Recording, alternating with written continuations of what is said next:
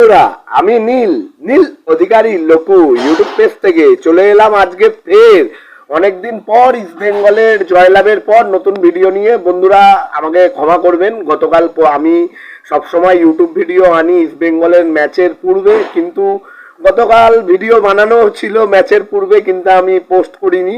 যাই হোক, পোস্ট করিনি এবং প্রথম ম্যাচ প্রত্যেকবার আমি মাঠে যাই, তো এই বছর কাজের জন্য মাঠেও আমি প্রথম ম্যাচ যেতে পারিনি। এর জন্য বন্ধুরা আপনারা সকলেই আমায় ক্ষমা করবেন। কিন্তু বন্ধুরা আমি মাঠে না গেলেও কালকে কিন্তু ইস্ট বেঙ্গল জিতেছে।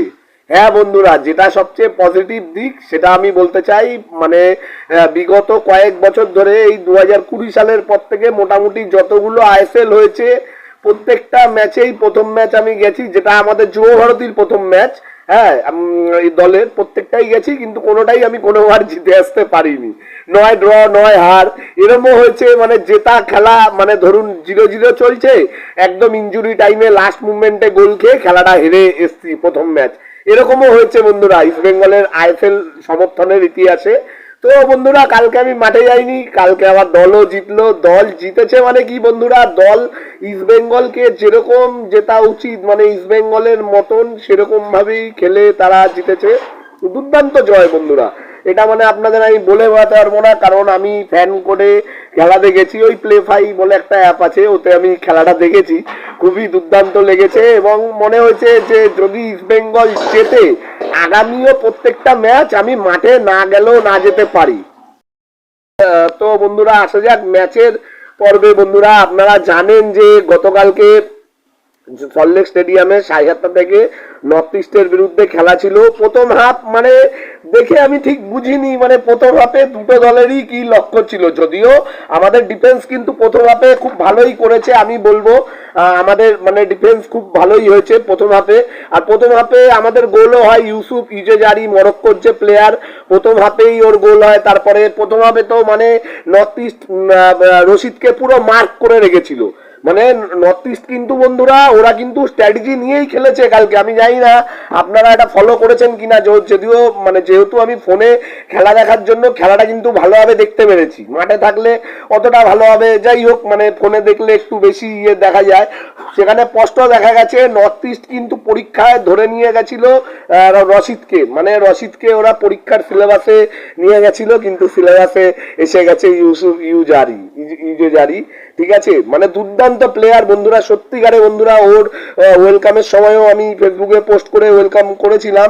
আমার এত মানে ভালো লেগেছে প্লেয়ারটা, মানে সবচেয়ে ভালো মাইন্ডসেট, কত ভালো এবং কত পজিটিভ মাইন্ডসেট। এরকম স্ট্রাইকার কিন্তু বিগত মানে কয়েক বছরে আমরা পাইনি। আর সবচেয়ে বড় ব্যাপার, প্রথম ম্যাচে লাল হলুদ জার্সি পরে খেলেই দুটো গোল। এর থেকে আর বড় মানে কি অ্যাচিভমেন্ট হবে? এই মডার্ন আধুনিক ইস্ট বেঙ্গল সমর্থক যারা, আমার মনে হয় ইউসুফ ইজেজারি মনে হয় সেরা এখনো অবধি।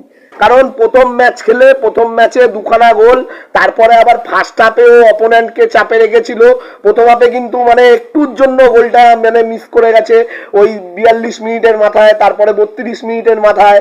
এছাড়াও মানে রেফারি কিন্তু কালকেও মানে অনেকগুলো ক্ষেত্রে, মানে রশিদকে যখন নর্থ ইস্ট ডাইরেক্ট মারছিল তখন রেফারি চাইলে ওগুলো মানে ফাউল দিতেই পারতো, কিন্তু রেফারি কিন্তু সেগুলো দেয়নি। যাক বন্ধুরা, এরকম ভাবে তো মোটামুটি প্রথম হাফটা গেছে। এবার দ্বিতীয় হাফেও মানে দ্বিতীয় হাফ শুরু থেকে খুবই ফাস্ট খেলা শুরু হয়েছিল, মানে শুরুর দিক থেকেই খুব ফাস্ট খেলেছে ইস্ট বেঙ্গল।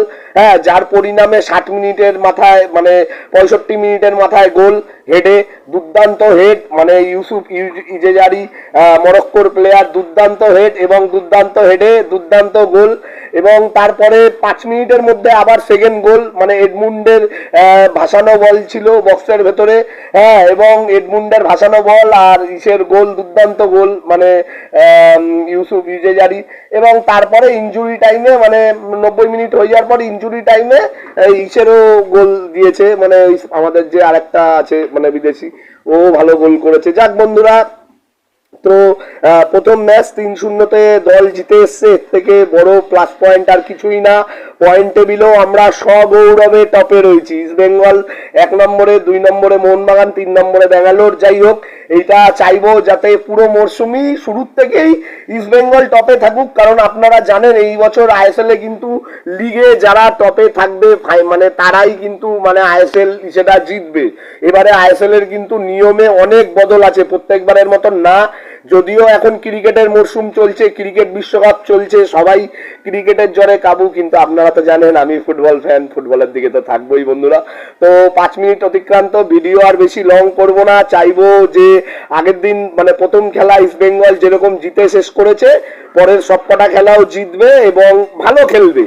কালকে ইস্ট বেঙ্গল সেকেন্ড হাফে যে খেলাটা খেলেছে ওটা হচ্ছে অরিজিনাল ফুটবল খেলা, মানে খেলা এরকম হবে ক্রাইম থ্রিল সিনেমার মতন, যাতে কেউ 1 সেকেন্ড মানে চোখ পলক না হারায়, মানে টয়লেট পেলেও লোকে বলেন না যাবো না টয়লেট করতে, ম্যাচ দেখবো। তো সেকেন্ড হাফ কালকে ওরকমই ম্যাচ হয়েছে, যার পরিণাম আমরা জিতেছি।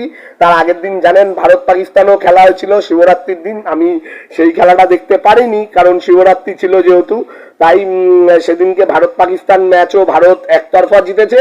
যেরকম ভারত পাকিস্তানকে মানে এককভাবে দুর্মুষ করে জিতেছে প্রথম এই বছরে প্রথম সাক্ষাতেই, সেই রকমই কিন্তু ইস্ট বেঙ্গলও 3-0 বলে জিতে মরশুম শুরু করলো। চাইবো পুরো মরশুমই যেন ইস্ট বেঙ্গল এরকম জিতুক।